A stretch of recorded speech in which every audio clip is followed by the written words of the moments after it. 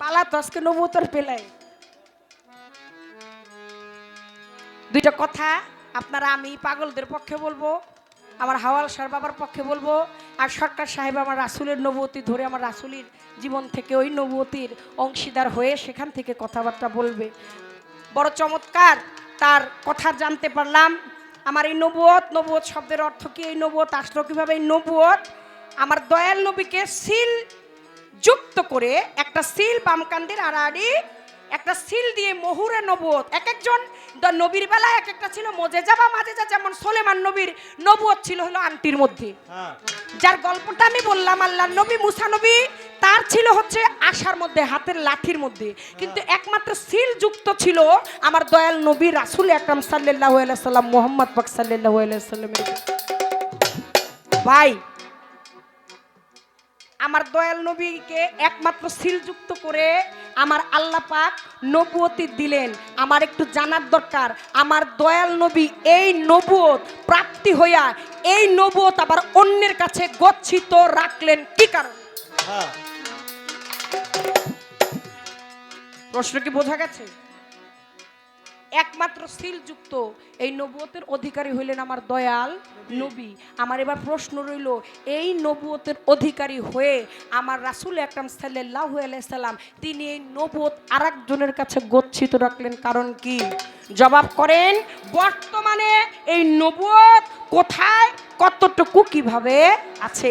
আজকে যেহেতু একজন জ্ঞানী মানুষ, একজন গুণী মানুষ আমরা পেয়েছি, দু চারটি কথা, যেই কথাগুলো জানলে আমাদের জ্ঞান বাড়বে, যেই কথাগুলো জানলে আমাদের মনের মধ্যে কোনো দ্বিধাদ্বন্দ্ব থাকবে না, আমরা ভালো কিছু রস নিয়ে, ভালো কিছু প্রেম নিয়ে আজকে বাড়ি ফিরে যেতে পারবো। আমি চেষ্টা করবো ইনশাল্লাহ দু একটি কথা আপনাদেরকে সেগুলো তুলে ধরার জন্য। এই পর্যন্ত বলা কওয়া মাতাল দেওয়ান বাবলি সরকারি বইলা যায়, বাজারে কে যাবি রে তোরা? আয় আয় হাওয়াল সার প্রেম বাজারে কে যাবি রে?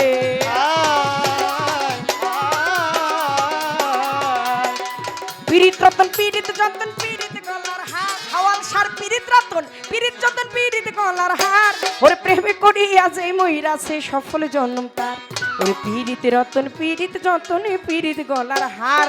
প্রেম করিয়া যে ময়ূরাছে সফল জন্ম তার, প্রীতি করলো যে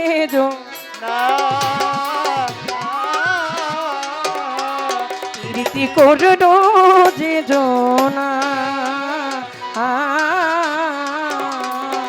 ও কি প্রেম করিয়া মইরা গেলে গো, প্রেম করিয়া মইরা গেলে রে মাতাল লোকে তারে প্রেমিক কয়, প্রেম বাজারে কে যাবি রে? আয় ওরে প্রেমের বাজারে বুঝি বইয়া যায় রে, প্রেমের বাজারে বুঝি বইয়া যায়, প্রেম বাজারে কে যাবি রে তোরা?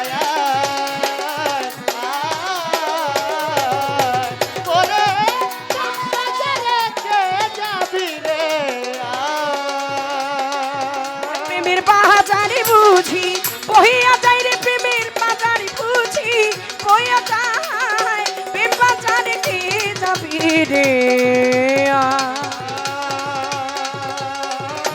আয় আয় আয়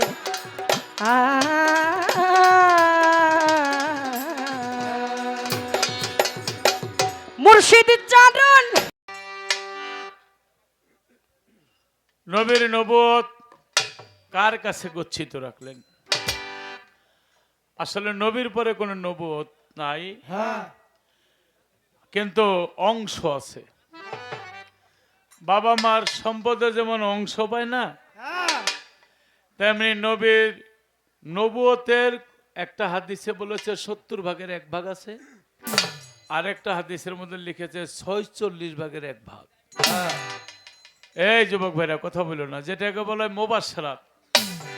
মুবাশশারাত অর্থ নবুয়তের পরে সত্য স্বপ্ন। সত্য স্বপ্ন কি? যদি দেখেন আপনার বাড়ির আশেপাশের গাছগুলি মইরা গেছে, বুঝতে হবে আপনার শরীরে রোগ শোক হবে। যদি দেখেন গাছগুলি তাজা হয়ে গেছে, বুঝতে হবে আপনার রোগ থেকে মুক্ত হয়ে গেছে। যদি দেখেন কূপের মধ্যে পানিতে থই থই ভরে গেছে, বুঝতে হবে আপনার আয় উন্নতি ভালো হচ্ছে। যদি দেখেন আপনি স্বপ্নে আপনার দাঁত পড়ে গেছে, বুঝতে হবে আপনার মুরব্বী কেউ না কারো মরণের চিঠি চলে আসছে। যেই স্বপ্ন দেখেছিল ইউসুফ নবী, তারে জেলখানায় বন্দি করছে। কি স্বপ্ন? যে সাগর থেকে 7টা মোটা তাজা গরু উঠাইছে, তারপরে আবার 7টা গরু শুকাইয়া গেছে।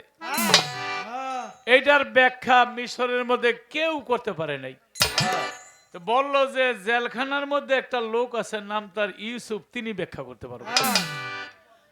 তারে আনলেন, সে ব্যাখ্যা করলো কি, মোটা তাজা 7টা গরু মানে 7 বছর পর্যন্ত ফসল পুরা দমে হবে। তারপরে শুকনা 7টা গরু মানে 7 বছর কোনো ফসলই হবে না, দুর্ভিক্ষ দেখা দিবে। তখন ইউসুফ নবীরে জেলখানা থেকে মুক্ত করে দিল। আপনি যেহেতু স্বপ্নের ব্যাখ্যা দিছেন, বাকি 7 বছর আমরা কেমনে চলবো? বললেন তাহলে যে 7 বছরে যে গম হবে এটা মজুদ করে রাখতে হবে। তো মজুদ তো 7 বছর থাকবে না, গম নষ্ট হয়ে যাবে। আল্লাহ নবীরে শিখাই দিল যে গম কাটা যাবে না, এটা ছড়া সহ যত্ন করে রাখতে হবে। অন্য অন্য দেশের রাজরাজারা এটা মানলো না, তারা 7 বছর পুরা দমে খাইছে আর হইছে, বাকি 7 বছর দুর্ভিক্ষ হয়ে গেছে। অবশেষে চড়া দামে মিশর থেকে গম কিনা নিতে হইছে।